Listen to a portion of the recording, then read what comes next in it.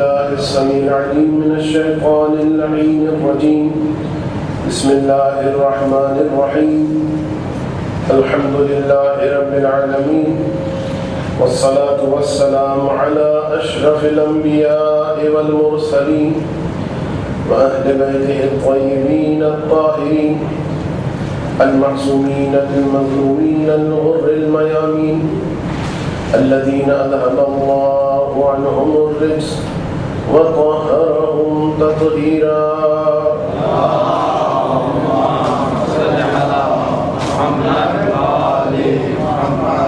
واللعنة الدائمة على أعدائهم أجمعين من يوم ظلمهم إلى قيام يوم الدين.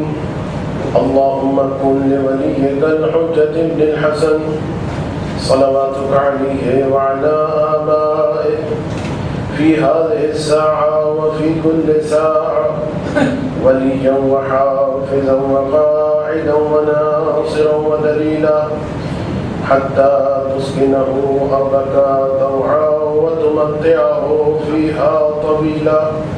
رب اشرح لي صدري ويسر لي أمري واحلل عقدة من لساني يفقه قولي. آمين يا رب العالمين. أما بعد، فقد قال الله الحكيم. بسم الله الرحمن الرحيم. ومن آياته أن خلق لكم من أنفسكم أزواجا لتسكنوا إليها وجعل بينكم مودة ورحمة إن في ذلك لآيات لقوم يتفكرون. صلوات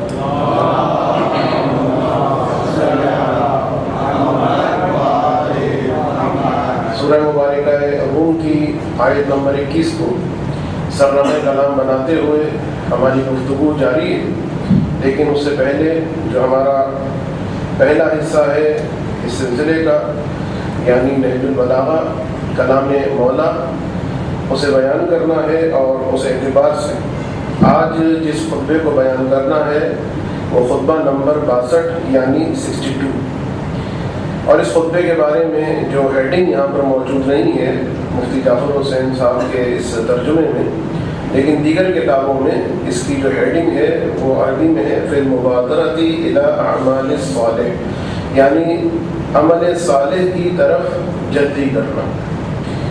امام فرماتے ہیں اللہ کے بندو، اللہ سے ڈرو اور تقوی اختیار کرو.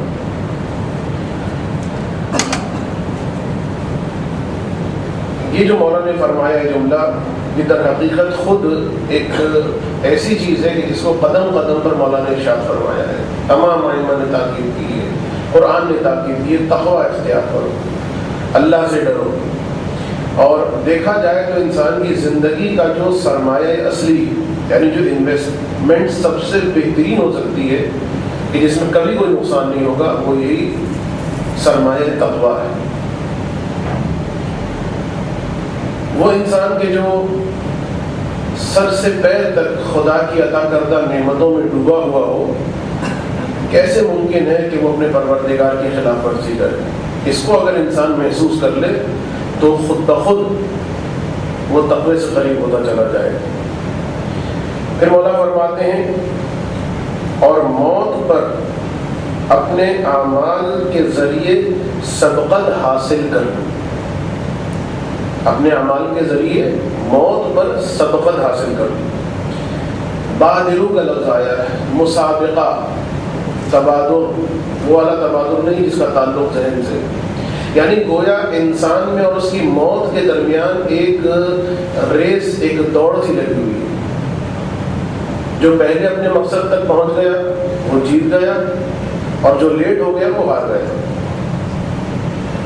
اب یہاں جو مولانا نے فرمایا ہے کہ موت پر اپنے اعمال کے ذریعے سبقت حاصل کرو، یہاں پر مراد کیا ہے؟ دیکھیے، اگر انسان اعمال صالح کو، اچھے اعمال کو اپنی زندگی میں اپنی سواری بنا لے تو وہ اپنے مقصد اصلی تک پہنچ جائے گا. مقصد اصلی انسان کا کیا ہے کہ خدا کے قریب ہونا، قرب الی اللہ. ہر عبادت سے پہلے آپ کہتے ہیں نا قربۃ الی اللہ، تو یہ جو قربتاً الی اللہ ہے، یہ قرب حاصل کرنا، خدا کی نزدیکی حاصل کرنا، یہ اعمال صالح کی سواری پر بیٹھ کر انسان اس تک پہنچ سکتا ہے، اس مقصد کو حاصل کر سکتا ہے۔ لیکن اگر اس نے ایسا نہیں کیا، یعنی موت سے پہلے اس نے اپنے آپ کو اس مقصد تک پہنچا دیا، تو انسان کامیاب، ریس میں وہ جیت گیا۔ لیکن اگر وہ ایسا نہ کر سکا، غفلت میں رہا اور موت نے آدھا پہنچا، تو وہ ہار گئے اور موت جیت گئی۔ تو یہ وہ مسابقے کی کیفیت ہے، یہ وہ دوڑ کی کیفیت ہے جو انسان اور اس کی موت کے درمیان ہے۔ اور دنیا کی وہ چیزیں جو تمہارے ہاتھ سے نکلنے والی ہیں، دنیا کی وہ چیزیں جو تمہارے ہاتھ سے نکلنے والی ہیں، دے کر باقی رہنے والی چیزیں خرید لو۔ یعنی ٹرانزیکشن کتنی عمدہ مولا کائنات بیان کر رہے ہیں۔ مزاج ٹرانزیکشن کیا ہے اس کا، کہ ابتاؤ کا لفظ مولا نے استعمال کیا، اور ابتاؤ کا مطلب ہے خریداری کرنا، یعنی تجارت کرنا۔ تو کتنی بہترین تجارت ہوگی کہ ایک جانب انسان حقیر ہے اور دوسری جانب رب جلیل، اور خدا اس ٹرانزیکشن میں وہ لے رہا ہے کہ جو نکلنا ہی ہے۔ ایسی چیز نہیں ہے کہ جو بہت سالڈ ہو، وہ نکلنی ہے۔ ٹرانزیکشن میں جو خدا آپ سے لے رہا ہے وہ چیزیں جو آپ کے ہاتھ میں رہنی نہیں ہے، اور اس کے بدلے میں وہ دے رہا ہے کہ جو پھر ایک مطلب آگے تو کبھی نکلنی نہیں، خالدون فیہا، دائمی ہے وہ۔ ایک آدمی کو اگر یہ بتا دیا جائے کہ تمہارے پاس وہ چیز جو ختم ہو رہی ہے کچھ عرصے کے اندر، تمہیں کوئی آدمی جو ہے اس کو ایکسچینج کر رہا ہے ایسی چیز سے کہ جو ہمیشہ ہمیشہ کے لیے ختم ہونے والی نہیں، تو احمق اور بے وقوف ہوگا جو اس کی طرف جلدی نہ کرے، ایسی ٹرانزیکشن کی طرف ایسی ٹرانزیکشن نہ کرے۔ اور پھر اس کے بعد فرماتے ہیں چلنے کا سامان کرو، کیونکہ تمہیں شدت اور تیزی سے لے جایا جا رہا ہے، اور موت کے لیے آمادہ ہو جاؤ کہ وہ تمہارے سروں پر سایہ کر چکی ہے۔ دیکھیے یہاں پر مولا نے دو باتیں کی، ایک تو یہ کہ تم آمادگی کرو موت کے لیے، اور دوسرا یہ کہ یہ موت جس کے لیے تم نے آمادگی کرنی ہے، پریشان ہونے کی ضرورت نہیں ہے، یہ تمہارے سر پر سایہ فکر ہے۔ دیکھیے جو سایہ ہے تمہارے سر پر موت کا، اس کا مطلب کیا ہے؟ گویا مولا یہ فرمانا چاہتے ہیں کہ موت بہت نزدیک ہے تمہارے۔ کس طرح سے؟ اس لیے کہ انسان کو سایہ وہی چیز دے پاتی ہے جو اس کے بالکل نزدیک ہے۔ تو بس اس اعتبار سے مولا فرماتے ہیں کہ تم موت کی طرف جلدی کرو، وہ تم پر سایہ فکر میں ہے، تم پر اس کا سایہ آ چکا ہے، یعنی وہ تمہارے بہت نزدیک ہے۔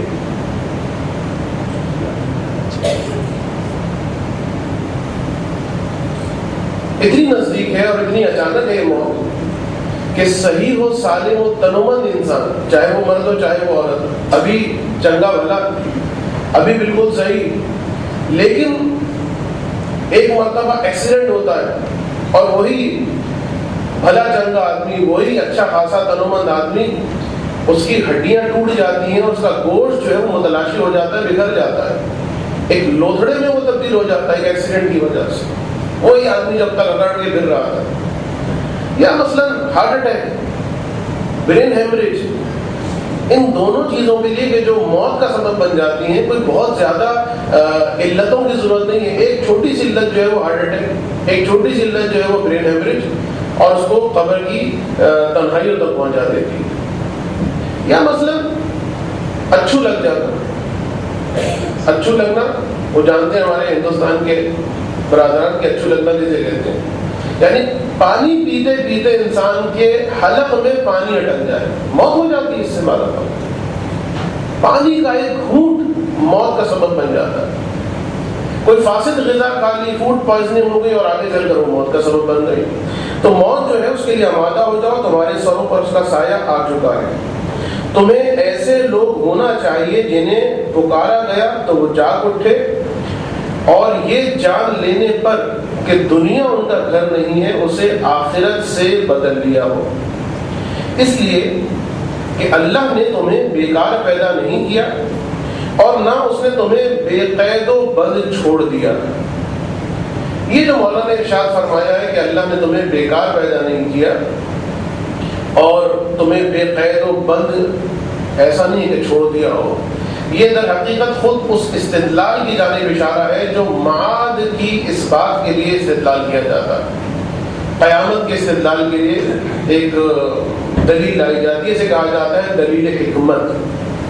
اور وہ یہ کہ خداوند عالم نے جو یہ کائنات سجائی ہے، یہ نظام بنایا ہے، انسان ہی کو دیکھ لے کس طریقے کی خلقت ہے، پہاڑ ایک پودے کو اٹھا کے دیکھ لے، مکھی کو انسان دیکھ لے، کیسی عجیب و غریب خلقت پروردگار نے ایک مجموعہ یہاں پر جو سجایا ہے فقط اس لیے کہ انسان آئے، کھائے، پیے، زندگی گزارے اور مر جائے. یہ تو عبث ہو گیا نا. نہیں، کوئی چیز ہے، اور وہ چیز کیا ہے؟ مقصد حیات کیا ہے؟ کہ انسان سے پہلے فرشتے بھی تھے، انسان سے پہلے اور مخلوقات بھی تھیں، اجنہ بھی تھے، جانور بھی تھے، لیکن خدا یہ چاہتا تھا کہ میں ایسی مخلوق بناؤں کہ جو اپنے اختیار سے خود اپنی راہ کو انتخاب کرے اور بغیر کسی مجبوری کے، بغیر کسی جہالت کی وجہ سے اپنے اختیار سے آزادی کے ساتھ میری اطاعت کرے، ایسی اطاعت کہ پھر میں فرشتوں پر فخر و مباحت کروں. تو بہرحال اب یہ ایک طولانی بات ہو جائے گی کہ اس کا تسلسل دلیل معاد سے اس دلیل حکمت کا کس طرح بنتا ہے، وہ آپ کے لیے کافی طولانی ہو جائے گا. وقت چونکہ زیادہ ہو گیا لیکن مجھے تھوڑا وقت زیادہ لینا پڑے گا نہج البلاغہ کے اس پورشن سے، کیونکہ بہرحال اس خطبے کو مجھے مکمل کرنا. پھر مولانا نے فرمایا موت کے آتے ہی تمہارے لیے جنت ہے یا دوزخ. بڑا عجیب جملہ ہے مولانا کا. یہ عجیب کا لفظ میں اس لیے کہہ رہا ہوں کہ بڑی گہرائی ہے اس جملے کے اندر کہ موت کے آتے ہی پھر تمہارے سامنے دو اسٹیجز ہیں، تیسرا اسٹیج نہیں ہے کوئی. موت آئے گی، اب یا جنت ہوگی یا جہنم ہوگی. دو قیامتیں ہیں، ایک قیامت کو کہا جاتا ہے قیامت اکبر اور ایک کہا جاتا ہے قیامت اصغر. قیامت کبریٰ اور صغریٰ. قیامت کبریٰ کیا ہے کہ جس میں مکان اور زمان سب کے لیے ایک ہی مکان میں اور ایک ہی زمانے میں اول تاخیر جتنی مخلوقات جمع ہوں گی، حساب کتاب دیں گی، جنت جو بھی ہوگا. یہ قیامت اکبر ہے. اور قیامت اصغر یا قیامت صغریٰ وہ ہے کہ جس میں ہر آدمی کو جب موت آئے گی کہ اس کا مکان بھی مختلف ہے اور آدمی کا زمان بھی مختلف ہے، اس موت کے موقع پر اب اس کی آنکھ کھلے گی. اگر اس کی آنکھ اب تک بند تھی، اب یہ موقع ہے کہ اس کی آنکھ کھلے گی اور ایک مرتبہ اس کے سامنے یا عذاب ہوگا یا ثواب ہوگا. اور روایات میں بہت ساری روایات ہیں جن کو میں اسکپ کر رہا ہوں کہ جس میں ائمہ علیہ السلام نے فرمایا ہے کہ تمہاری قبر جو ہے یا تمہارے لیے جنت کے باغوں میں سے ایک باغ ہے یا قبر کے گڑھوں میں سے ایک گڑھا. تو مولانا فرماتے ہیں کہ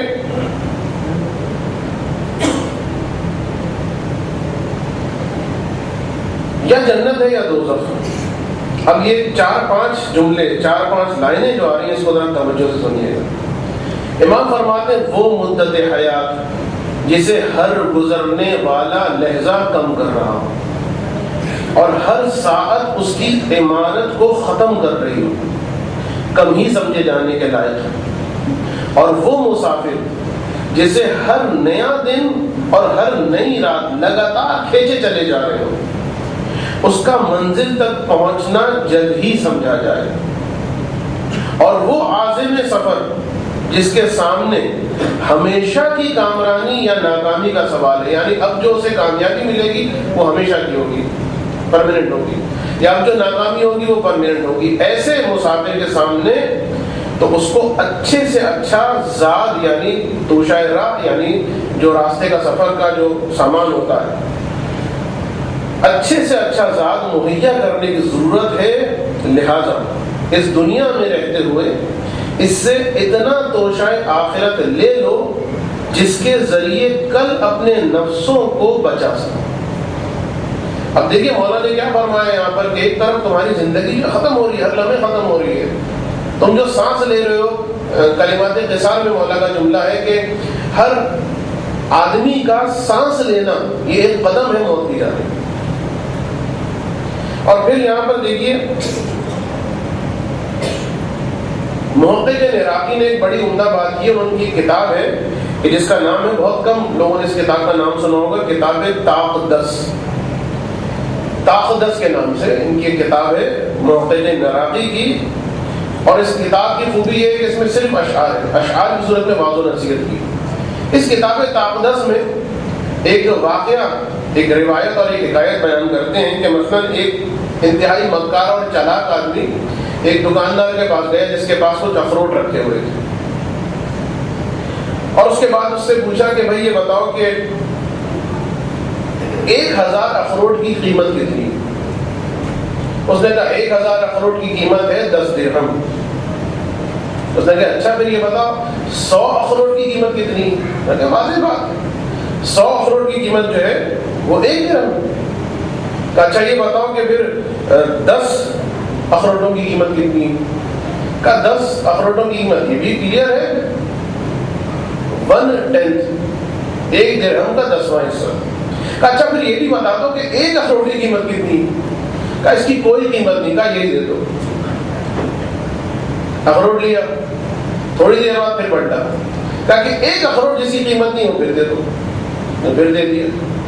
تیسری دفعہ جب وہ آیا تو اس دکاندار نے کہا تم مجھے بہت بیوقوف سمجھتے ہو، 1 اخروٹ کر کے تم 1000 یا 100 اخروٹ یا 10 اخروٹ تم لے جانا چاہتے ہو جن کی بہرحال قیمت. یہ حکایت بیان کر کے محقق عراقی علیہ الرحمہ نے فرمایا ہے کہ اگر انسان کی زندگی سے مثلا یہ کہہ دیا جائے کہ 40 سال بچ جائے، 40 سال تمہاری زندگی کے باقی ہیں، اور اگر کوئی پوچھے کہ یہ جو 40 سال اب تمہاری زندگی کے باقی ہیں انہیں تم ایکسچینج کرو گے کسی چیز سے، اس کا تبادلہ کرو گے، مبادلہ کرو گے، تو ہرگز انسان راضی نہیں ہوگا. لیکن یہی قیمتی زندگی کہ جس کے ایکسچینج پر انسان راضی نہیں، مثلا 40 سال، 10 سال، 20 سال، یہ زندگی کے جس کے بارے میں مولانا نے بھی فرمایا کہ یہ مرکب ہے کس چیز سے، لمحوں سے، ساعتوں سے، دنوں سے.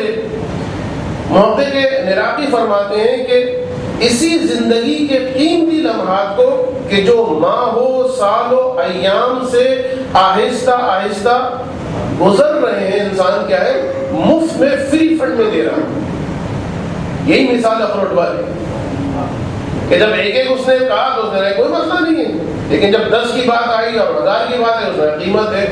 اور جب تو بات یہی ہے کہ ہم گویا اپنی زندگی کو ضائع کر رہے ہیں، ایک سانس جو ہمارا ضائع ہو رہا ہے. گھنٹ والعصر ان الانسان لفی خسر، اس کی ایک جو تفسیر ہے وہ یہ بھی کہ انسان گھاٹے میں اس لیے کہ اتنی قیمتی چیز اس کو دی گئی ہے کہ جس کا ایکسچینج نہیں کرنا چاہتا، لیکن اتنا بڑا بے وقوف بیوپاری ہے کہ وہ آہستہ آہستہ اپنی زندگی کو جو ہے وہ ضائع کیے دے رہا. اب اس کے بعد یہ 4-5 جملے اور اس کے بعد امام فرماتے ہیں کہ لہذا اس دنیا میں رہتے ہوئے سب اتنا توشہ آخرت دے دو، یہ میں نے پڑھ لیا کہ جس کے ذریعے کل اپنے نفسوں کو بچا سکو. اب فرماتے ہیں کہ صورت کیا ہے، یہ توشہ جو آپ نے لینا ہے، یہ جو داجر آپ نے لینا ہے، جس کی صورت یہ ہے کہ بندہ، اب یہ تقریباً 2 چیزیں غالباً مجھے نظر آ رہی ہیں یہاں پر، 3 چیزیں. جس کی صورت یہ ہے کہ بندہ اپنے اللہ سے ڈرے، جو ابتدائے خطبے میں بات کی تھی تقوی کی، اس کی تفصیل بیان کی کہ کس طرح سے ملے گا. اب دوبارہ اس کو ریپیٹ کر رہے ہیں کہ یہی تقویٰ ذاکرہ بنے گا. اللہ سے ڈرے نمبر 1، نمبر 2 اپنے نفس کے ساتھ خیر خواہی کرے. یہ وہ ایسی چیز ہے کہ جناب ابو ذر سے ایک نوجوان نے سوال کیا تھا، لیٹر لکھا تھا، دور رہتا تھا کہ ابو ذر مجھے نصیحت کرے. جناب ابو ذر نے جواب میں لکھا کہ اپنے آپ سے دشمنی نہ کرنا. ایک جملہ باقاعدہ سفر کر کے آیا، اس لیے کہ جانتا تھا کہ ابو ذر حکیم ہے.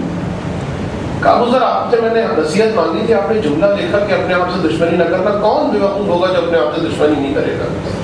تو جناب ابو ذر نے فرمایا سنو، جو میری مراد تھی وہ یہ تھی کبھی گناہ نہ کرنا.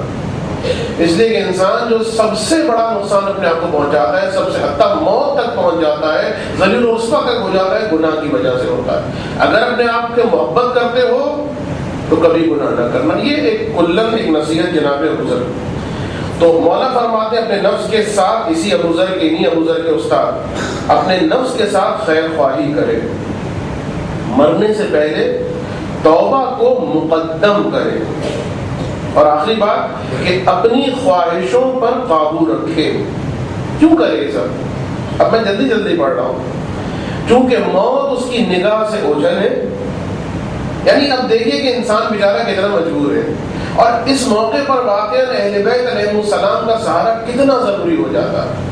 توسل جو واقعاً ایک نعمت ہے، ولایت جو ہمارے پاس ایک نعمت ہے، تو واقعاً کتنا زیادہ انسان کو جو سپورٹ دینے والا ہے۔ ایسے انسان کو جو اتنا زیادہ کمزور ہو، اتنا زیادہ جکڑا ہوا ہو سازشوں کے درمیان، امام فرماتے ہیں کیوں ایسا کرے؟ چونکہ موت اس کی نگاہ سے اوجھل ہے تو خود وجاہد، اور امیدیں فریب دینے والی ہیں، اور شیطان اس پر چھایا ہوا ہے جو گناہوں کو سجا کر اس کے سامنے لاتا ہے کہ وہ اس میں مبتلا ہو، اور توبہ کی ڈھارس بنداتا رہتا ہے کہ بھائی توبہ کر لینا، کہ وہ اسے تعبیق یعنی ڈلے میں ڈالتا رہے، یہاں تک کہ موت غفلت و بے خبری کی حالت میں اس پر اچانک ٹوٹ پڑے۔ یہ سب سے بدبختی کی حالت ہے۔ یعنی ایک عالم نے ایک بات کی تھی، علماء جب بات کرتے ہیں واقعی انسان کے دل پر اثر بھی ہوتا ہے، کہ انہوں نے کہا تھا کہ سب سے بڑی غفلت یہ کہ انسان اپنی موت سے غافل ہو جائے۔ مولا کائنات نے فرمایا ہے کہ کفا بالموت واعظا، انسان اپنی موت پر اگر غور و فکر کرے نا تو اس کے علاوہ اسے کسی واضح و نصیحت کی ضرورت نہیں ہے، سب بالکل کلیئر ہو جائے گا، سب ٹرانسپیرنٹ ہو جائے گا۔ پھر امام فرماتے ہیں، میں تشریح نہیں کر رہا ہوں کیونکہ ٹائم کافی ہو گیا ہے، امام فرماتے ہیں واہ حسرتا، یعنی افسوس کہ اس غافل و بے خبر کی مدت حیات ہی اس کے خلاف ایک حجت بن جائے، اس غافل انسان کی زندگی ہی اس کے خلاف ایک کیا بن جائے، ایک دلیل بن جائے، اور اس کی زندگی کا انجام بدبختی کی صورت میں ہو۔ اب مولا آخر میں ایک دعا نقل فرماتے ہیں کہ بہت اہم دعا ہے، اس کی بھی تشریح بہت زیادہ چاہیے تھی لیکن میں صرف دعا کو پڑھ رہا ہوں۔ امام فرماتے ہیں کہ ہم اللہ سبحانہ سے سوال کرتے ہیں کہ وہ ہمیں، اب یہ تین چیزیں ہیں جس کا سوال مولا نے کیا ہے، کہ ہم اللہ سبحانہ سے سوال کرتے ہیں کہ وہ ہمیں اور تمہیں ایسا کر دے کہ دنیا کی نعمتیں سرکش اور متمرد نہ بنا سکیں۔ متمرد کہتے ہیں ضد باز، ہٹ دھرم ہونا۔ دوسری چیز، اور کسی مادی ہدف کی خاطر اطاعت پروردگار سے ہم دور نہ ہو جائیں۔ کتنا عجیب جملہ ہے واقعی۔ اور مرنے کے بعد شرمسانی اٹھانا نہ پڑے اور نہ رنج و غم سہنا پڑے۔ اللہم صلی علی محمد و آل محمد، ایک درود پڑھ دیں محمد و آل محمد۔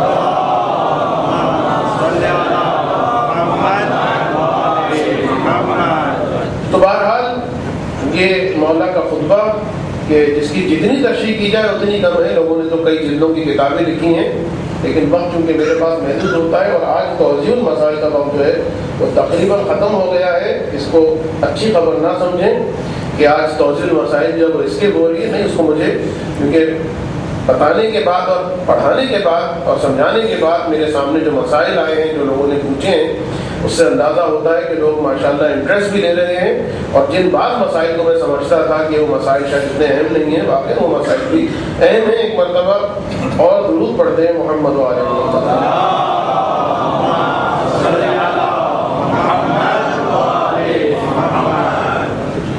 تقلید کے مسائل پر ہماری گفتگو جا رہی تھی، اور اس میں ہم نے مجتہد عالم کی تقلید ہونی چاہیے، اور مجتہد عالم جس کی تقلید ہونی چاہیے اس کی کیا شرائط ہیں، بعض شرائط کی ہم نے تشریح کی، اور آج جو دو تین مسائل بیان کرنے، ان میں سے پہلا مسئلہ جو ہے وہ یہ ہے کہ آپ نے مجتہد عالم کی تقلید تو کرنی، لیکن مجتہد عالم کی پہچان کیسے ہو؟ کس طرح پتہ چلے کہ وہ مجتہد عالم جامع الشرائع، کیسے پتہ چلے؟ تو اس میں توضیح المسائل میں 1، 2 اور 3 طریقے بیان کیے ہوئے ہیں کہ ان کو بھی میں اسکپ کر رہا ہوں۔ خلاصہ ایک بیان کر دوں پہلے والی صورت کا کہ جو آسان ہے کہ خود انسان میں اتنی صلاحیت ہو کہ وہ تشخیص دے دے کہ کون مجتہد جو ہے وہ عالم ہے، یہ ہمارے اندر نہیں ہو سکتی، میرے اندر بھی نہیں ہو سکتی، عام عالم کے اندر بھی نہیں ہو سکتی، عام مولانا کے اندر بھی نہیں ہو سکتی۔ تقریباً وہ لوگ کہ جو اجتہاد کے درجے تک پہنچ رہے ہیں، درس خارج میں شرکت کر رہے ہیں۔ یعنی دیکھیں اس کی مثال دوں، مثلاً کہ اس کی مثال ایسے ہے، چلیے اس مثال کو میں بعد میں بیان کروں گا جب اہل خبرہ کی بات آئے گی۔ آپ کے لیے جو پریکٹیکل صورتحال ہے مجتہد عالم جامع شرائط کی تقلید کرنے کے لیے ایک پہچانے آپ کون ہے، شناخت کریں آپ کون ہے۔ پریکٹیکل صورت آپ کے لیے ہے کہ اگر کوئی صاحب آپ کو بتاتے ہیں کہ فلاں جو ہے وہ مجتہد عالم تمام مجتہدین کے درمیان، اور آپ کو اس بات کا یقین یا اطمینان کہ یہ صاحب جو ہے تھرو پراپر چینل بتاتے ہیں، ان کو دین کی معلومات ہے، یہ ایسے ہی جو وہ ہینکی پینکیز نہیں چھوڑتے ہیں، ایسی جو ہے تکے نہیں چلاتے ہیں، استخارہ دے کر نہیں بتاتے ہیں، بلکہ ان کو واقعاً علم ہے، دیندار شخص ہیں، اور تحقیق اہم ترین چیز۔ دیکھیے بات لوگ جو ہے کسی رو میں کہہ کر کسی کو کہتے ہیں وہ مجتہد عالم ہے، نہیں، تحقیق واقعاً انہوں نے کی ہے۔ اگر آپ کو اس بات کا اطمینان اور یقین ہے تو ان کے کہنے پر بھی آپ کسی کو مجتہد عالم سمجھ کر آپ ان کی تقلید کر سکتے ہیں۔ یہ میں نے بالکل خلاصہ کر دیا مسئلہ نمبر 3 کا۔ اب اس کے بعد جو مرحلہ آتا ہے کہ آپ نے تقلید کر لی، تقلید کے بعد کس طرح پتہ چلے، کیونکہ تقلید کے بعد آپ نے یہ تھوڑی کرنا ہے کہ صرف نام کو یاد کرنا ہے اپنے مجتہد عالم کا۔ بعض لوگوں کو تو اپنے مجتہد عالم کا نام بھی یاد نہیں ہوتا۔ مثلاً اگر کوئی آغا سیستانی کی تقلید کرتا ہے تو وہ کہتا ہے جی ہاں ہم نے پوچھا بعض اوقات جی ہم آغا شیشتانی کی تقلید کرتے ہیں، تو بعض لوگوں کو تو اپنے مجتہد کا بھی نام صحیح طریقے سے نہیں پتا، تو چبر اسد کے مسائل پتا ہوں۔ تو بہرحال تقلید کے بعد دوسرا اہم مرحلہ یہ ہوتا ہے کہ جو احکامات، جو ہدف ہے تقلید کا، ان احکامات پر کس طریقے سے عمل کرے، مجتہد کا فتویٰ کہاں سے حاصل کرے۔ اس میں بھی تقریباً 1، 2، 3، 4 طریقے ہیں، ان کو میں جلدی پڑھ دوں۔ خود مجتہد سے سنیں، 2 عادل افراد جو ہے مجتہد کا فتویٰ نقل کریں، ایسا آدمی بیان کرے کہ جس کے سننے پر اطمینان ہو جائے، یا توضیح المسائل، وہ توضیح المسائل جس کے بارے میں اطمینان ہو کہ یہ توضیح المسائل اتھینٹک ہے۔ شروع میں توضیح المسائل کی ایک مہر ہوتی ہے جس میں مثلا میرے پاس آغا سیستانی کی توضیح المسائل ہے تو علی الحسینی یہاں پر لکھا ہوا ہے، تو یہ مہر ہوتی ہے اور قلم سے اوپر لکھا ہے علی الحسینی السیستانی، تو یہ مہر ہوتی ہے ہر توضیح المسائل کے اوپر۔ بہرحال تو جو رائج توضیح المسائل ہے، جو معروف توضیح المسائل ہے، جس کے بارے میں اطمینان ہے کہ یہ صحیح توضیح المسائل ہے، اس سے اگر آپ نے کوئی مسئلہ پڑھ لیا، سمجھ لیا تو یہ بھی آپ کے لیے کافی ہے۔ پریکٹیکل مسئلہ آپ کے لیے کیا بنتا ہے یہاں پر، یا توضیح المسائل یا اس آدمی سے سن لیں کہ جس پر آپ کو اطمینان ہو کہ یہ صحیح مسئلہ بیان کر رہا ہے۔ اگر انسان کو کسی مسئلے کے بارے میں یہ احتمال ہو جائے، خبر اڑتی آ جائے کہ صاحب فلاں مسئلہ جو ہے جن کی آپ تقلید کرتے ہیں ان کا مطلب چینج ہو گیا، اگر آپ کو یقین نہیں ہے، احتمال ہے آپ کو، تو آپ کے لیے کوئی ریسرچ کرنا ضروری نہیں ہے، جو آپ کو پتا تھا اسی پر آپ باقی ہو، چھان بین کرنے کی بھی ضرورت نہیں۔ یہ کب ہے کہ جب آپ کو یقین نہیں ہوا، جہاں یقین ہو جائے کہ ہاں کنفرم ان کا مسئلہ چینج ہو گیا، تو اب آپ کو سرچ کرنا ہوگی، اب آپ کو معلوم کرنا ہوگا، اور جب تک معلوم نہ ہو اس وقت تک جس مسئلے پر آپ عمل کر رہے ہیں اس میں احتیاط کریں۔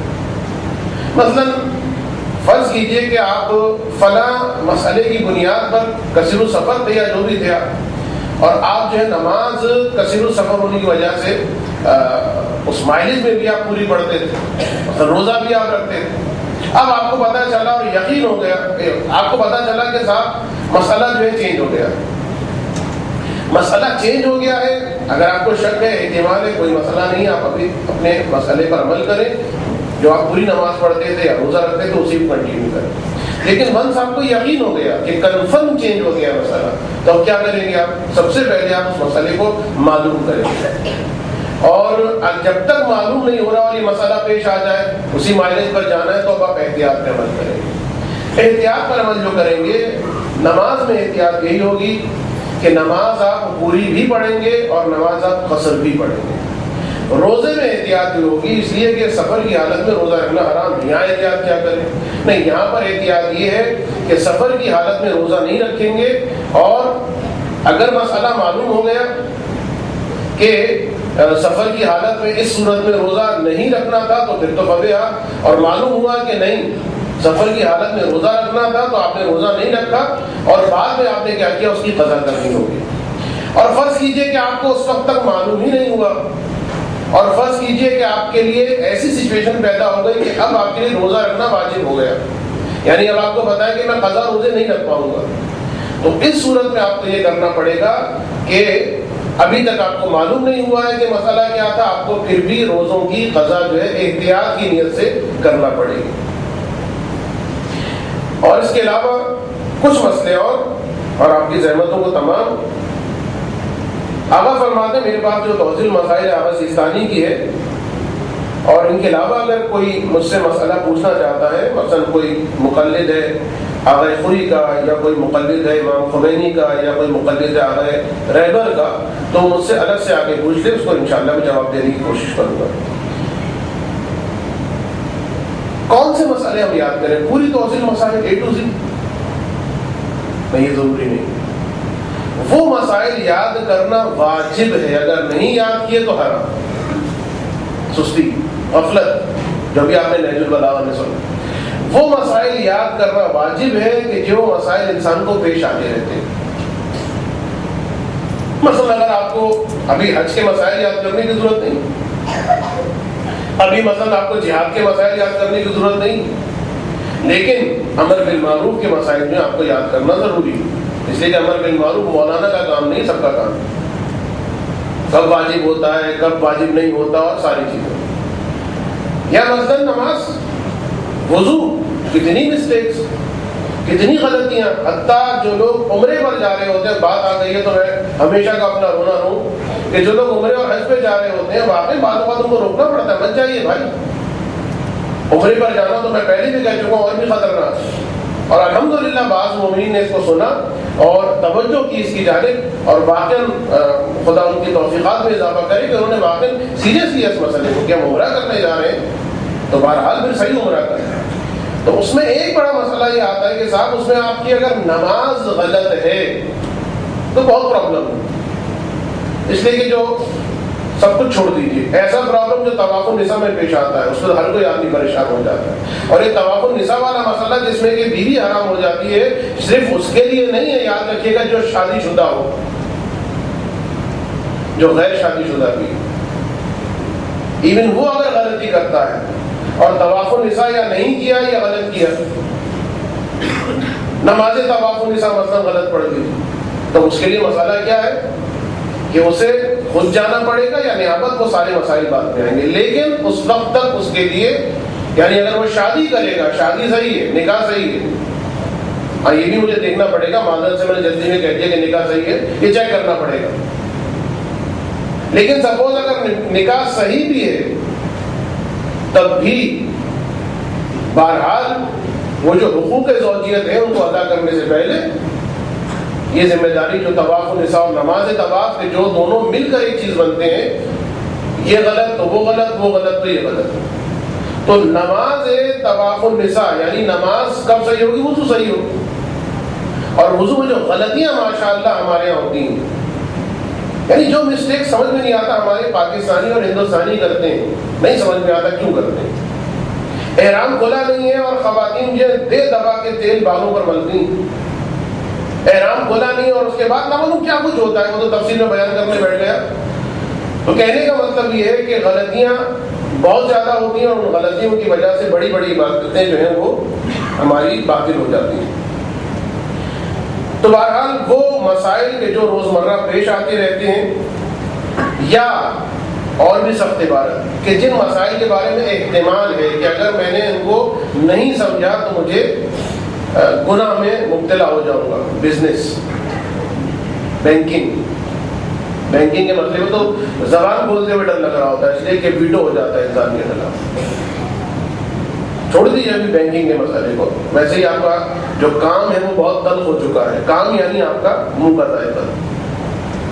تو احتمال ہے کتنے لوگ بزنس کر رہے ہیں، کتنے لوگ جو ہے وہ پارٹیز کے پاس جاتے ہیں اور مثلاً وہ نمائندے ہیں کسی کمپنی کے، اور جا کے کہتے ہیں کہ صاحب ہمیں جو ہے وہ کہتا ہے مینیجر کہ آپ جو ہے کچھ دیں گے تحفہ گفٹ وغیرہ تبھی آپ کی جو ہے وہ ٹینڈر میں لوں گا ورنہ نہیں لوں گا.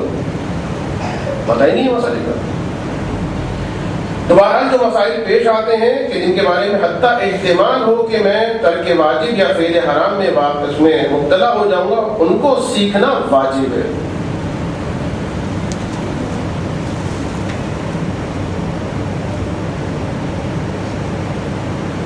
دو تین مسئلے آخر میں اور اس کے بعد پھر انشاءاللہ اگلے ہفتے. اگر آپ کو مجتہد عالم جس کی آپ تقلید کر رہے تھے اس کا فتویٰ آپ کو نہیں معلوم ہو رہا، یہ پیش آتا ہے مسئلہ، نہیں معلوم ہو رہا کہ آغا سیستانی کا مثلاً یا آغا امام کا، یا مثلاً آغا خوئی کا، یا آغا رہبر کا، جس کی بھی آپ تقلید کر رہے ہیں کہ ان کا مسئلہ کیا ہے، آپ کو نہیں مل رہا، تو اس صورت میں فل عالم کی طرف جا سکتے ہیں. ان کا مسئلہ نہیں ملا اس صورت میں تو آپ فل عالم جتنا اینڈ میں آپ جائیں بالآخر کہیں نہ کہیں تو آپ کو مسئلہ مل جائے. ایک اور ہے مسئلہ، بس میں ختم کر رہا ہوں اس کو 2-3 منٹ. آپ نے کسی کو جذبات میں آ کے مسئلہ بیان کر دیا، اچھا کچھ شک ہو رہا تھا کہ میں صحیح بتا رہا ہوں غلط بتا رہا ہوں، چلو کوئی بات نہیں، بچے نے پوچھا ہے، بڑے نے پوچھا ہے، فلانے نے پوچھا ہے تو مسئلہ تو بیان کر دوں، میری تو بے عزتی نہ ہو. مسئلہ بیان کر دیا. اب اس کے بعد آپ نے مسئلہ غلط بیان کیا تھا، لیکن اتفاق ایسا ہوا کہ مجتہد کا فتویٰ بدل گیا اور ویسے ہی ہو گیا جیسا آپ نے کہا تھا. کوئی ذمہ داری نہیں. اسی بچے کی طرح کہ جو گھر میں آ کے دعا کر رہا تھا یا اللہ ماؤنٹ ایوریسٹ بنگلہ دیش میں پہنچ جائے، ماؤنٹ ایوریسٹ بنگلہ دیش میں آ جائے، ماؤنٹ ایوریسٹ بنگلہ دیش میں آ جائے. ماں نے پوچھا تو کیا دعا مانگ رہا ہے؟ ماؤنٹ ایوریسٹ بنگلہ دیش میں آ جائے. کہا ماں کیا کروں، آج میں لکھ کے آ گیا ہوں امتحان میں کہ ماؤنٹ ایوریسٹ ہے وہ بنگلہ دیش میں. تو ایسی اگر صورتحال ہے وہ الگ بات. آپ نے مسئلہ بیان کیا اور اس کے بعد جو مین مسئلہ جو بیان کر رہا ہوں وہ یہ ہے کہ مسئلہ آپ نے بیان کیا اور اس کے بعد کیا ہوا، مجتہد کا فتویٰ چینج ہو گیا تو آپ کی کوئی ذمہ داری نہیں. ٹھیک، مسئلہ آپ نے بالکل صحیح بیان کیا تھا، لیکن مسئلہ بیان کرنے کے بعد یہ پتا چلا فتویٰ تو ماؤنٹ ایوریسٹ بنگلہ دیش میں نہیں آیا، نہ فتویٰ چینج ہوا نہ کچھ ہوا، فتویٰ مسئلہ میں نے غلط بیان کیا، یہ پتا چل گیا. اب آپ کی کیا ذمہ داری، جا کے فوراً بتائیں، بیسٹ یہی، احتیاط یہی. لیکن بہرحال یہاں پر شریعت آپ کو تھوڑا سا ایک ریلیکسیشن دیتی ہے، وہ یہ کہتی ہے کہ اگر آپ کو پتا ہے اطمینان کہ جس کو میں نے بتایا وہ بھی ادھر سے سنا ادھر سے اڑا، وہ بھی ایسے پوچھ رہا تھا. کتنے لوگ ہیں جو میرے پاس آتے ہیں اور کہتے ہیں مولانا صاحب وہ فلاں پریشانی ہے، اس کے لیے کچھ نکالیے، کچھ دعا اور یہ چیز، اور دعا نکالی اور کیا کچھ کیا، اس کے بعد وہ اب دعا اس چیز کی نکالی جاتی ہے کہ وہ مومن آ جائے، جو دعائیں لکھی آ کے لے جائے. خیر، یہاں پر اس صورت میں اگر اس کو پتہ چل جائے کہ یہ کچھ کرنے والا نہیں ہے، اس کو یعنی اس غلط مسئلہ بیان کرنے سے کچھ فرق نہیں پڑنے والا، خلاصہ یہ اس کی زندگی کو فرق نہیں پڑے گا، یعنی یہ اس مسئلے پر عمل نہیں کرے گا، یا یہ مسئلہ اس کو یعنی مثلاً فرض کیجئے کہ کوئی ایسا مسئلہ بیان کیا کہ جو مسئلہ ابھی تو تھا لیکن اب اس کو مسئلہ پیش نہیں آئے گا، یہ بات ہو یا لاؤ والی، تو اس صورت میں بھی آپ کے لیے اس کو ریکٹیفائی کرنا، اس کی اصلاح کرنا ضروری نہیں.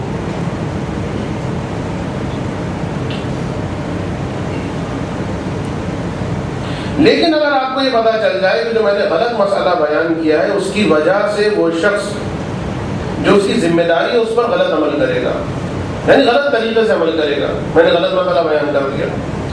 اس صورت میں جتنا ممکن ہو سکتا ہے، جو پاسبل، اس پاسبلٹی کو ساتھ رکھتے ہوئے جتنی ہو سکتی کندھے خالی نہیں کرنے، جہاں تک پاسبل. احتیاط واجب یہ ہے کہ اسے صحیح مسئلہ بیان کیا جائے، وَإِلَّا جب تک وہ غلطی کرے گا کان آپ کے پکڑے جائیں گے. جس طریقے سے اگر مجتہد نے غلط مسئلہ بیان کیا تو کان اس کے پکڑے جائیں گے. یہی تو فائدہ ہے تبلیغ کا، کہ ہم ایک دلیل کے برکت سے اپنی زندگی کے سارے مسائل کو حل کر لیتے ہیں. ہم چلے جائیں گے کہیں اور، مجتہد کھڑا ہوا ہے، جتنے مہاراج ہیں جواب دے رہے ہوں گے خدا کہ پروردگار یہ دلیل تھی، پروردگار امام صادق نے ایسے فرمایا تھا. سب سے اسکروٹنی کی جائے گی سختی کے ساتھ. یہ الگ بات ہے کہ ان کے درجات بھی پھر بہت زیادہ بلند ہوں گے. تو اپنی زندگی کے سارے مسائل کو ایک دلیل سے حل کر دینا، اسے کہا جاتا ہے تخلیق. اور ہر مسئلے کی اگر الگ الگ صحیح دلیل حاصل کر لی جائے اسے کہا جاتا ہے اجتہاد. ایک درود پڑھتے ہیں محمد و آل محمد کا.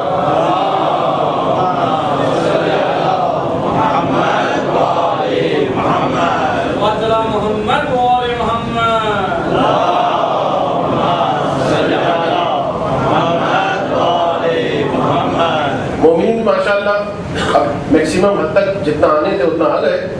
ایک بات میں تقریر شروع کرنے سے پہلے میں بیان کرنا چاہتا ہوں، تھوڑے سے حوصلے کے ساتھ سنیے گا.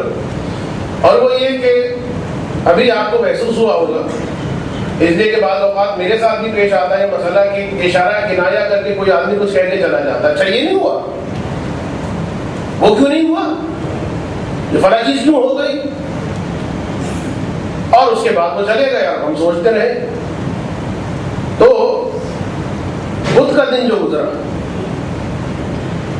اور پھر جو شب آئی، بعض لوگوں کے ذہن میں ایک ہلچل سی مچی، اس لیے کہ ایک بہت بڑی ولادت، اور وہ بھی اس کی کہ جو ابو القاسم علیہ الصلوۃ والسلام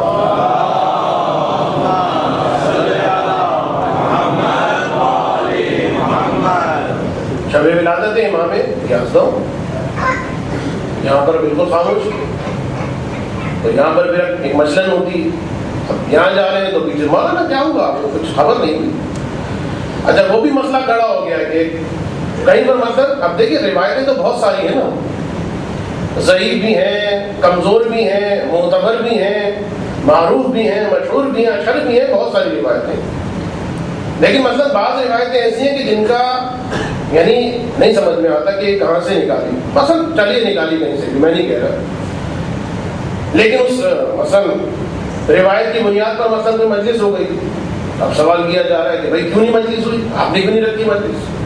اب میں زیادہ تفصیل میں نہیں جا رہا، جو بات میں کہنا چاہ رہا ہوں وہ یہ ویڈنسڈے کا جو شب تھی، دن گزر کے جو رات تھی، شب جمعرات. شب جمعرات میں میلاد نہیں ہوا، جو واقعی ایک مشکل اسٹیپ تھا. لیکن اس مشکل اسٹیپ کی ایک بڑی وجہ یہ تھی کہ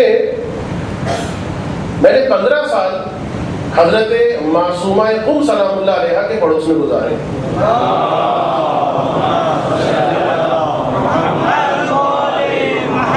اور اس وقت بھی انہی کا کھایا اور ابھی بھی انہی کا کھا رہے ہیں.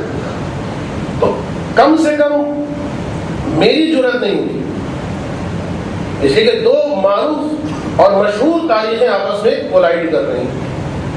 ایک طرف ہے ولادت امام یزداں، جس کا تقاضا یہ ہے کہ خوشی کی تقریب ہو، میلاد ہو، اور دوسری طرف ہے شہادت جناب معصومہ قم. اب کیا کیا جائے؟ لہذا جو بہترین حل سمجھا گیا وہ یہی کہ دیکھیے اگر ہم شہادت کو مقدم کرتے ہیں شب جمعرات کو، انشاءاللہ سمجھ رہے ہیں شب جمعرات سے مراد کیا ہے.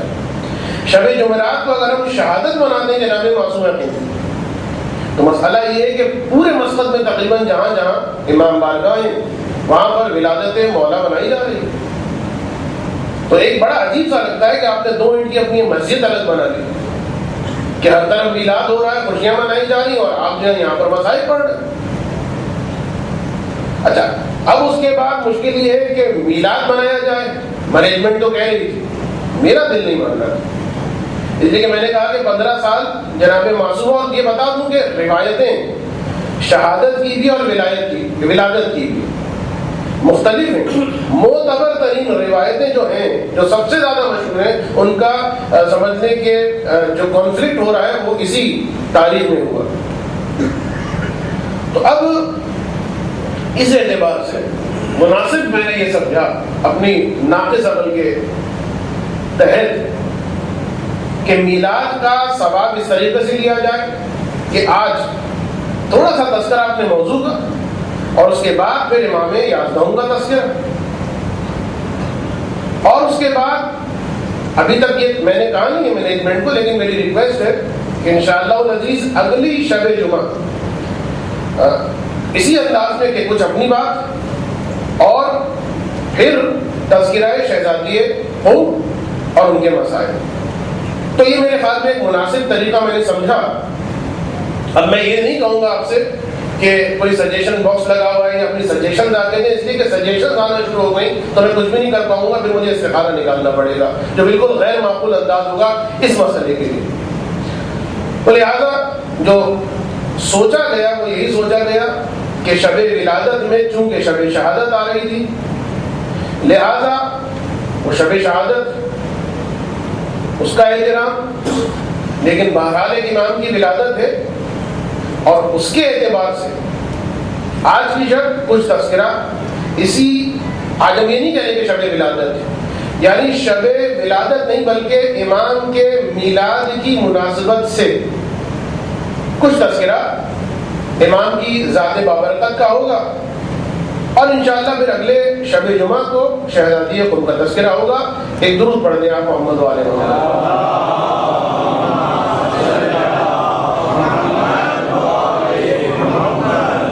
سورہ مبارکہ روم کی 21ویں آیت کو سرنامہ کلام بناتے ہوئے فیملی لائف پر جو ہم نے گفتگو کی, اب تک کی گفتگو میں لیڈیز فرسٹ کے مقولے کو مد نظر رکھتے ہوئے خواتین ہی کی ذمہ داریاں, بیوی ہی کی ذمہ داریاں ہمسرداری کے اعتبار سے بیان کی گئی, اور اس میں یہ بیان کیا گیا کہ ایک عورت اپنے گھر کو جہنم بھی بنا سکتی ہے, جنت بھی بنا سکتی ہے. ایک عورت اپنے شوہر کو بہترین گھر کا سرپرست بنا سکتی ہے. ایک عورت اپنے نالائق شوہر کو اتنا لائق بنا سکتی ہے کہ وہ زمین سے ایک مرتبہ آسمان تک پہنچ جائے, یعنی ایسا نہیں کہ وہ مر جائے, فرش سے عرش تک پہنچ جائے, اتنی ترقی کر جائے.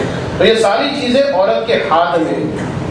جو سائیکیٹرسٹ ہیں ان کا بھی یہ ماننا کہ ایسی صلاحیت پروردگار نے خواتین کو دی, عورت کو دی, ایسی قدرت خداوند عالم نے دی کہ گویا اس کی بعض باتیں, تو یہ جملہ ہے, بعض باتیں تو قضاء و قدر بن جاتی ہیں, یعنی ایک چیز جو نہیں ہونے والی وہ بھی ہو جاتی ہے. اتنی پاور ہے عورت کے اندر.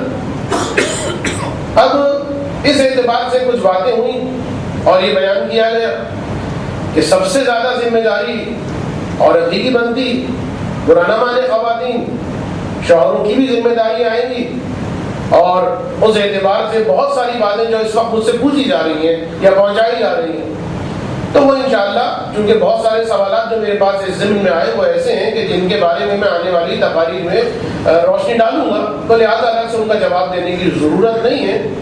تو اب خواتین کے اعتبار سے جو اہم ترین اصول ہمسرداری میں نے بیان کیا, اگر آپ کو یاد, تو اہم ترین اصل وہ تھا اصل احترام.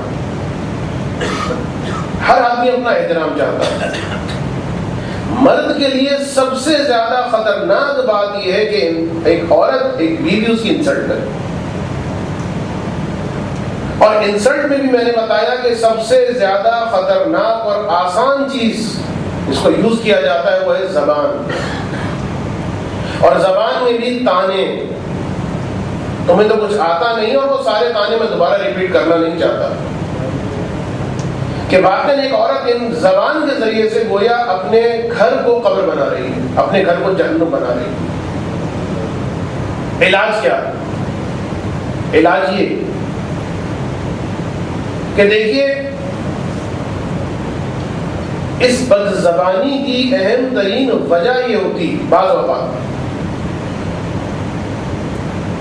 مثلا ایک نوجوان اپنے باپ کے سامنے بد زبانی کرتا ہے, اپنے ایم ڈی کے سامنے نہیں کرتا. ایک جملہ میں کہہ رہا ہوں, عادت ہے گھر میں بدتمیزی کرنے کی, بد زبانی کرنے کی, لیکن آفس میں ایسا نہیں کرے گا. کیا ہو گیا؟ کیا چینج آ گیا؟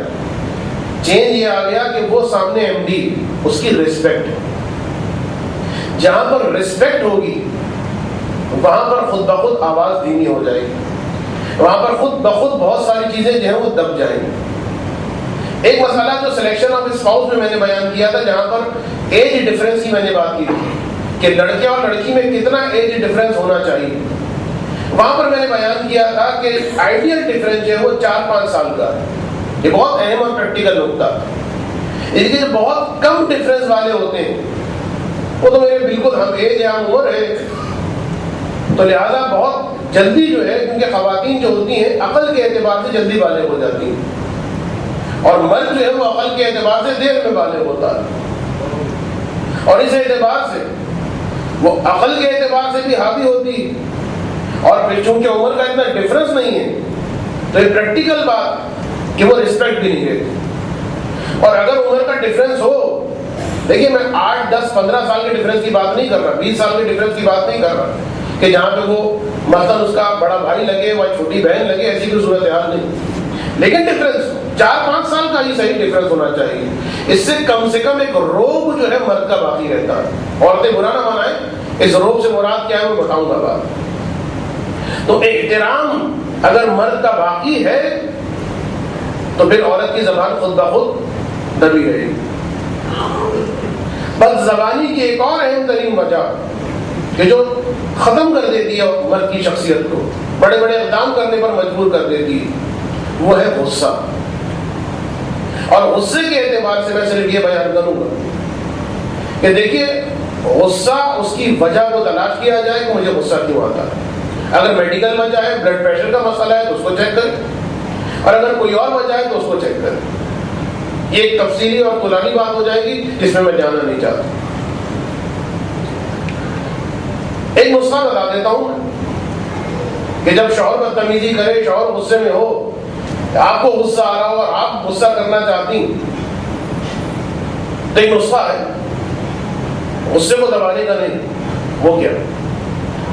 وہ یہ کہ ایک عالم سے کسی خاتون نے پوچھا کہ میرا شوہر جو ہے جب وہ آتا ہے تو یا میں بہت زیادہ بولنا شروع کر دیتی ہوں, وہی جو میں نے اس دن سچویشن بیان کی, یا وہ بہت زیادہ غصہ کرنا شروع کر دیتا ہے, میں کیا کروں, مجھے کنٹرول نہیں ہوتا. جب وہ بولے تو مجھے غصہ آ جاتا ہے, میں بولنا شروع کر دیتی ہوں, وہ نہ بھی بولے پھر بھی مجھے غصہ آنا شروع ہو جاتا ہے. اور میں بعض خواتین کے ساتھ پرابلم ہی ہوتی ہے کہ ان کو شوہر کو دیکھتے ہی غصہ آنا شروع ہو جاتا ہے. یہ ہے پرابلم, سائیکولوجیکل کوئی پرابلم, کسی میں غصہ نہیں ہے, شوہر کو دیکھا.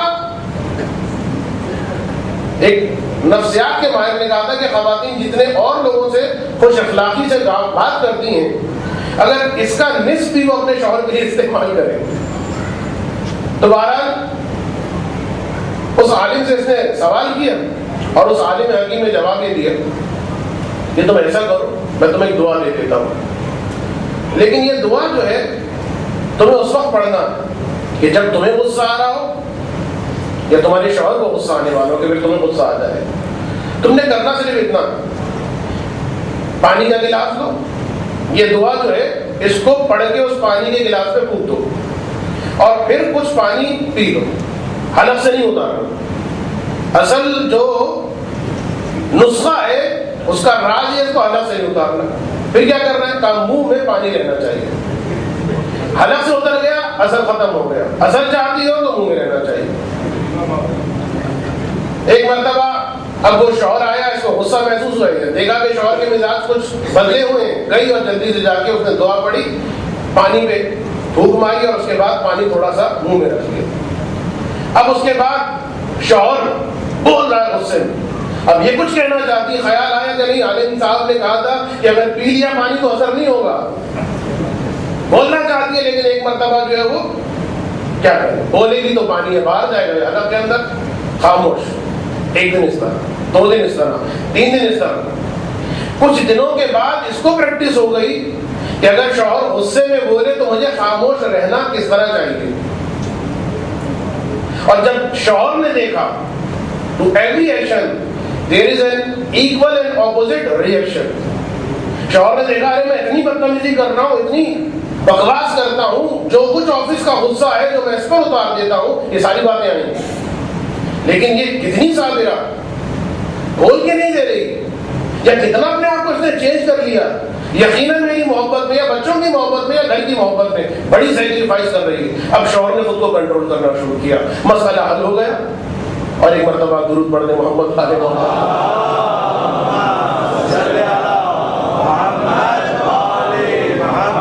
بات مکمل نہیں ہوئی ہے مجھے پتا ہے، اس لیے کہ 10-15 منٹ جو میرے پاس بچے ہیں جو بالکل ناکافی، لیکن بہرحال مستعار لیتے ہوئے اس امام کے بارے میں کہ جس امام کے حالات، جس زمانے میں امام نے امامت کی ذمہ داری کو سنبھالا، بہت نا گفتگو اور انتہائی برے اور سخت حالات، ہر امام کے ساتھ ایسا ہی رہا ہے سوائے 2-3 ائمہ کو چھوڑ کر، لیکن 11ویں امام کے حالات اور بھی زیادہ سخت ہیں، اس لیے کہ 9ویں امام، 10ویں امام اور 11ویں امام کے زمانے میں، یعنی 9ویں امام کے ہی زمانے سے حالات خراب ہونا شروع ہو گئے تھے، خراب یعنی اور زیادہ سختیاں شروع ہو گئی، اور اس کا اندازہ صرف آپ اس بات سے لگا سکتے ہیں کہ کسی امام کی شہادت 25 برس میں ہو رہی ہے، کسی امام کی شہادت 28 برس میں ہو رہی ہے، اور کسی امام کی شہادت 40 برس کے سن میں ہو رہی ہے۔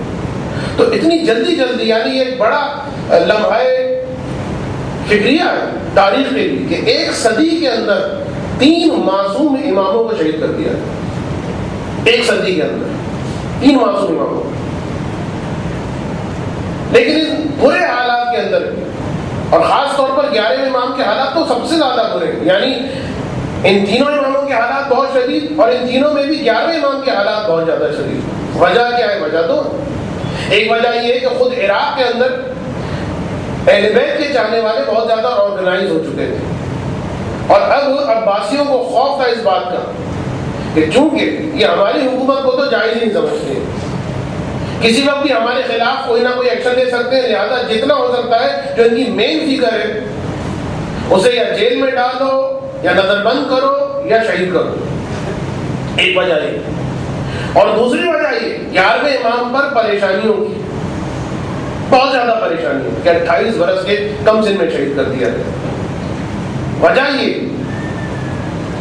کہ ان کو پتا ہے، ان خلیفاؤں کو، ان خلفاء کو، کہ اسی کے بعد اسی کا وہ فرزند ہے کہ جس کے بعد ہماری حکومتوں کا خاتمہ ہو جائے اور دنیا عدل و انصاف سے بھر جائے، لہذا کبھی یہ آرڈر ہوتا کہ ہفتے میں 2 مرتبہ دربار میں آ کر پیشی دی جائے، کبھی زندان میں ڈال دیا جاتا، حتیٰ معتز جو پہلا خلیفہ امام کے دور حکومت کا، دور امامت کا، اس نے باقاعدہ لیٹر لکھ کے بھیجا کہ انہیں ختم کر دیا جائے، شہید کر دیا جائے۔ 3 دن کے بعد وہ خود ہی فاصلے جان ہو گئے۔ لیکن حالات کے اندر بھی ہم یہ دیکھتے ہیں کہ امام نے کس طریقے سے رہبری کی، کس طریقے سے مشکل کشائی کی، اور کس طریقے سے سہارا دیا۔ قید میں نظر بند ہے، لیکن تاریخ یہ بیان کرتی ہے کہ امام نے اس طرح سے علم کا جہاد کیا ہے کہ 100 برجستہ شاگردوں کی تربیت کی کہ جو مختلف اطراف و اکناف میں جا کر علوم آل محمد کو پھیلاتے رہے۔ ان برے حالات میں 100 شاگردوں کی تربیت کی، یہاں تک کہ اسحاق کندی، یہ تو فقط اپنے شاگردوں کی بات نہیں ہے، اسحاق کندی جو ان کا ماننے والا نہیں ہے مولا، اور بعد میں جا کر مرید بنا، اس کے بارے میں مشہور تھا کہ وہ خانہ نشین ہو گیا ہے، سب کچھ چھوڑ کے، کاروبار چھوڑ کے گھر میں بیٹھ گیا ہے. فلسفی مزاج کا یہ آدمی تھا. آج کل کے فلاسفر بھی اس قسم کی حرکتیں کرتے رہتے ہیں، لیکن چھوڑ دیجیے. اور خانہ نشین ہو کر یہ تہیہ کر کے بیٹھا ہے کہ ایک کتاب اس نے لکھنا شروع کی، التناقضات فی القرآن. جو قرآن کے اندر آیتوں کا ٹکراؤ ہے، ان آیتوں کو میں جمع کروں گا اور پیش کروں گا کہ دیکھیے آپ قرآن کہتے ہیں، آیتوں کا ٹکراؤ ہے، یہ آیت کچھ کہہ رہی ہے، وہ آیت کچھ کہہ رہی ہے، دونوں کے درمیان کنٹرڈکشن. امام تک خبر پہنچی. امام نے یا بعض روایتوں کے اعتبار سے اسی کے شاگرد کو بلایا اور فرمایا، یا بعض روایت کے اعتبار سے امام نے اپنے شاگرد سے فرمایا کہ جاؤ اور اسحاق کندی کے شاگرد بنو اور اتنی شاگردی کرو کہ تمہارے اوپر اس کا اعتماد پیدا ہو جائے، محبت پیدا ہو جائے. اور پھر جب یہ حالت ہو تو اس سے کہنا کہ میرے استاد، یہ جو تجھے آیتوں میں تناقض دکھائی دے رہا اس کی وجہ یہی ہے نا کہ اس آیت کا معنی یہ ہے، اس آیت کا معنی یہ ہے، لہذا آپس میں ٹکرا رہی ہوں. لیکن اے استاد محترم، جو معنی تو سمجھ رہا ہے اس آیت کے، کیا خدا نے بھی وہی معنی مراد دیے ہیں؟ اور جب اس امام کے شاگرد نے یا اس کے شاگرد نے جب اپنے استاد سے یا اسحاق کندی سے یہ بات کی تو بے اختیار اسحاق کندی نے کہا یہ جملے تمہارے نہیں ہیں، یہ اس گھر کے جملے ہیں کہ جس گھر پہ یہی قرآن نازل ہوا ہے. یہ کہہ کے ایک مرتبہ آگے بڑھا، اپنی کتاب کو پارا پارا کر دیا. ایک درود پڑھ دے محمد والے.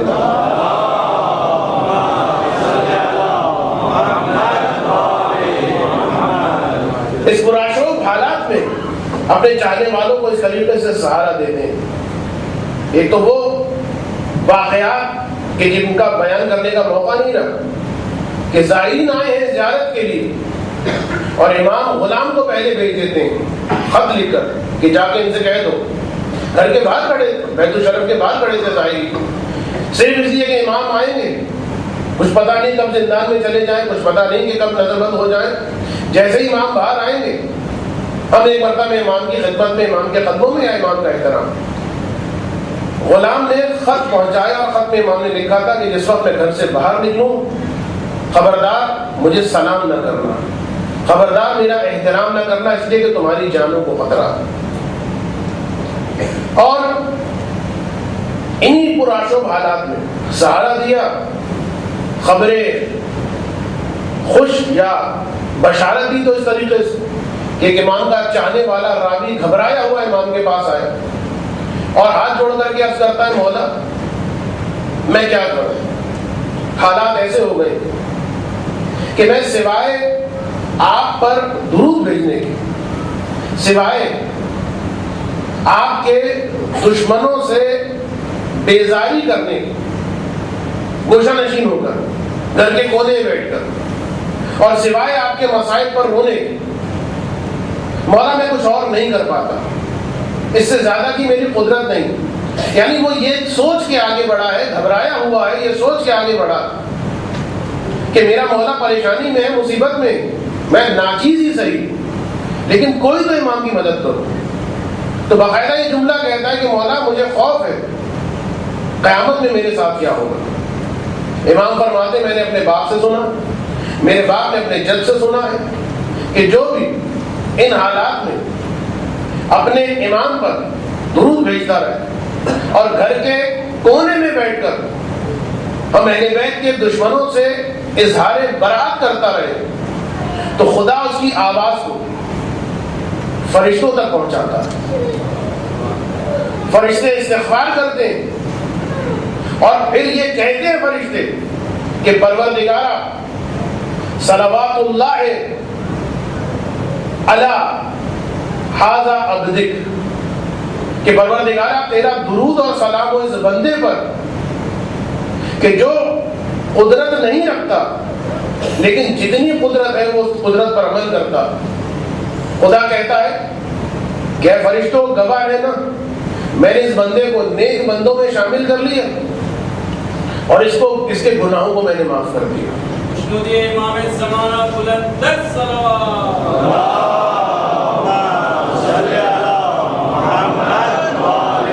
اور پھر اس مومن کو مولا نے چھوٹا سا قالین کا ایک ٹکڑا دکھایا اور کہا کہ جان دو یہ ٹکڑا کون سا؟ اس پر کثرت کے ساتھ انبیاء نے، ائمہ نے، رسول خدا نے تشریف رکھی۔ میں سنتا ایک مرتبہ آگے جا کر لپٹ جاتا ہے، کبھی اس کارپٹ کو بوسہ دے رہا ہے، کبھی امام کے پیشانی کو بوسہ دے رہا ہے، کبھی امام کے دست مبارک کو بوسہ دے رہا ہے۔ تو پراشوق میں صبر کرنے والوں کا انعام مولا ارشاد فرما رہے ہیں۔ اور بس مولا کی وہ بات کہ نہ صرف یہ کہ اپنے تلامذہ، نہ صرف یہ کہ غیر حساب گندی، بلکہ حتیٰ خلیفہ مسلمین پر بھی وقت پڑتا ہے تو امام مدد کے لیے پہنچ جاتے ہیں۔ وجہ کیا؟ بس میں اسی پہ ختم کروں گا اس واقعے میں۔ خشک سالی، بارش ہو کے نہیں دے رہی، قحط کی نوبت پہنچ رہی۔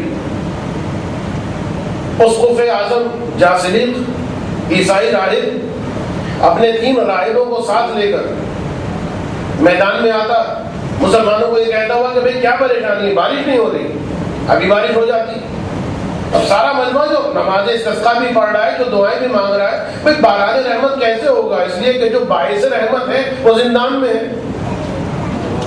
ایک مرتبہ یہ سب کے سب مجمع لے کر چلے اور آسمان کی جانب دیکھا، اور اس کے بعد اس اسقف راہب نے، جاسلیق نے دعا کے لیے ہاتھوں کو بلند کیا، اور جب دعا کے لیے ہاتھوں کو بلند کیا بادل آئے، چل تھل بارش، اور مسلمان خوش، کہا کوئی بات نہیں، میں کل بھی آؤں گا، کل بھی دعا کروں گا۔ کل بھی آئے، پھر دعا کے لیے ہاتھ اٹھائے، پھر بارش۔ تیسرے دن بھی یہی ہوا۔ اب مسلمانوں کے اندر شکوک و شبہات، مسلمانوں کے اندر شکوک و شبہات کا مطلب یہ ہے کہ بھائی جو بہت جلدی غدیر کے بعد پھر سکتے ہیں، جو اس اٹھے ہوئے ہاتھ کو بھول جاتے ہیں جس ہاتھ پہ علی کا ہاتھ تھا، اور پھر ایسے اٹھے ہوئے ہاتھوں سے گمراہ ہو جاتے ہیں۔ شک و شبہات۔ اب یہ خبر خلیفہ تک پہنچی، خلیفہ کو امام سے کوئی ہمدردی نہیں ہے۔ مسئلہ یہ ہے کہ وہ صرف خلیفہ ہوتا تو بات آسان تھی، خلیفۃ المسلمین، مسلمانوں کا خلیفہ، اور مسلمانوں کا خلیفہ اسی وقت رہے گا کہ جب مسلمان رہے۔ اگر یہ عیسائی بن گئے تو پھر خلیفۃ المسیحیین نام کی تو کوئی ڈیزگنیشن نہیں ہے۔ اب بہت پریشان، کیا کریں؟ حل صرف ایک جانتا۔ ایک مرتبہ زندان سے امام کو بلایا گیا، اور امام اس لیے آئے، یہی طریقہ اہل بیت کا ہے، جب اسلام پہ وقت آتا، جب مسلمانوں پہ وقت آتا، وہ کہ جن کو تیر مارے گئے، وہ کہ جن پر ظلم ڈھائے گئے، ساری شکوے شکایت ایک طرف رکھ کر ایک مرتبہ اسلام کی امت کے لیے، مدد کے لیے آ جاتا۔ بس امام آئے، امام نے فرمایا اگلے دن اس کو پھر بلاؤ۔ وہ آیا، جاسلیق آیا، اور خلیفہ سے امام نے فرمایا کہ دیکھو جس وقت یہ دعا کے لیے ہاتھ اٹھائے، ادھر سے ایک مٹھی بند رہتی، جا کے اس مٹھی کو کھلواؤ۔ اس مٹھی کو جب کھلواؤ گے تو اس کے اندر ایک ہڈی نکلے گی، اور یہ استخوان، یہ ہڈی در حقیقت ایک نبی کی ہڈی، اور اس نبی کی ہڈی کی برکت سے یہ سارا سلسلہ چل رہا، دعا قبول ہو جاتی ہے، بارش ہو جاتی ہے۔ جاسلیق آیا، مسلمان تو بالکل اینڈ پہ آ چکے، وہ بھی کھڑے کہ اگر ابھی بارش ہو جائے تو اب تو۔ جیسے اس نے دعا کے لیے ہاتھ اٹھایا، ایک سپاہی دوڑتا ہوا گیا، اس کے ہاتھ کو پکڑا، مٹھی کو کھولا، اور اس میں سے ایک ہڈی موجود تھی، وہ ہڈی نکالی، ہڈی سپاہی کے پاس۔ امام نے خلیفہ سے کہا کہ اب اس کو کہو کہ دعا مانگے۔ جاسلیق نے دعا کے لیے ہاتھ اٹھائے، بادل تو کیا آنے تھے، گرمی میں اور اضافہ ہو گئے، عجیب و غریب صورتحال ہو گئی، اور زیادہ تپش بڑھ گئی۔ بہت دعا کی، کچھ نہیں ہونے والا تھا۔ بس ایک مرتبہ خلیفہ نے سوال کیا کہ آخر کیا ہوا؟ امام نے جواب دیا جو آپ کو بیان کر دیا۔ اور اس موقع پر خلیفہ کو سمن بکمن عمیون فهم لا یؤمنون والی منزل واقع نہیں ہوتی، باقاعدہ کہتا کہ اچھا اگر یہی بات تو میں ذرا چیک کروں گا۔ ایک سپاہی سے کہا کہ ادھر آؤ، یہ ہڈی لو اور جا کے دعا کرو۔ سپاہی گیا، ہاتھ اٹھائے، ایک دم سے پھر سے وہ کالے بادل آنا شروع ہوئے، اس لیے کہ ضرورت ختم ہو چکی ہے، واپس آ گئے۔ یعنی وہ یہ دیکھ رہا ہے کہ امام جو زندان میں موجود ہیں اس سازش سے واقف ہے کہ مٹھی میں چھپائی ہوئی ہے ہڈی، اور ہڈی بھی کس کی ہے؟ ایک نبی کی۔ اس کو دیکھ رہا لیکن اس کے باوجود بھی یقین نہیں آ رہا، ایمان کی معجزے کو چیک کیا جا رہا۔ بہرحال خلیفہ خوش ہوا، اور خوش ہونے کے بعد اس خوشی میں خلیفہ نے امام کو زندان سے آزاد کیا، اور پھر یہ کہا کہ یبنا رسول اللہ، اگر کسی اور چیز کی خواہش ہے تو بیان کیجیے، میں حاضر ہوں۔ اب مجمع موجود ہے، خلیفہ کہہ رہا ہے امام نے فرمایا تمہارے زندان میں ہمارے بہت سارے چاہنے والے، سب کو آزاد کرو۔ بس ایک مرتبہ آپ خلیفہ کو ماننا، امام کو بھی آزاد کر دیا گیا، اور اس معجزے کی برکت سے جتنے شیعہ اس وقت زندانوں کے اندر موجود تھے سب کو آزاد کر دیا گیا۔ میں خداوند عالم سے یہی دعا کروں گا، اور امام نے توسل یہی کروں گا کہ مولا آپ نے اس معجزے کے ذریعے سے کتنے ماننے والوں کو، کتنے چاہنے والوں کو آپ نے آزاد کروا دیا۔ مولا آپ کے توسل سے خدا کی بارگاہ میں یہی دعا کہ جو جس پریشانی میں گرفتار ہو اس مجمع میں خصوصاً، مولا اس کو اس پریشانی سے نجات دلا دے۔ اور مولا سب سے بڑی پریشانی جو گناہوں میں رہنے کی اور مبتلا ہونے کی پریشانی، مولا آپ کو فاطمہ زہرا کا واسطہ اس پریشانی سے تمام مومنین کو نجات دلا دیجیے۔ مولا آپ کے خلاف سازشیں ہوئی، آپ کے چاہنے والوں کے خلاف اب تک سازشیں ہو رہی ہیں، اور مولا انہی سازشوں کی وجہ سے ہم یہ دیکھتے ہیں کہ کتنے قتل عام ہو رہے ہیں۔ کوئٹہ میں 2 مرتبہ قیامت صغری، عراق میں کیا ہو رہا، شام میں کیا ہو رہا۔ مولا آپ کو واسطہ، اور پروردگارہ تجھے اس امام معصوم کی حرمت کا واسطہ، محمد والے محمد کی حرمت کا واسطہ، فاطمہ زہرا کی حرمت کا واسطہ، جو شیعوں کے خلاف سازشیں کر رہے ہیں ان کی سازشوں نیست و نابود و برباد و ہلاک کر۔ خداوندہ ان تمام مسائل اور مصائب سے رہائی اور آزادی کے لیے ہم تجھے واسطہ دیتے ہیں، اسی امام کے فرزند امام زمانہ کے ظہور کی تعجیل کر۔ خداوندہ ظہور امام زمانے میں تعجیل فرما، اور خداوندہ ہمیں ایسے اعمال کرنے کی توفیق عطا فرما کہ ہمارا نام امام زمانہ کے انصار و اصحاب میں شامل ہو۔ ربنا تقبل منا انک انت السمیع العلیم۔ اپنے مرحومین کے ایصال ثواب کے لیے 3 مرتبہ بآواز بلند درود پڑھتے ہیں محمد و آل محمد۔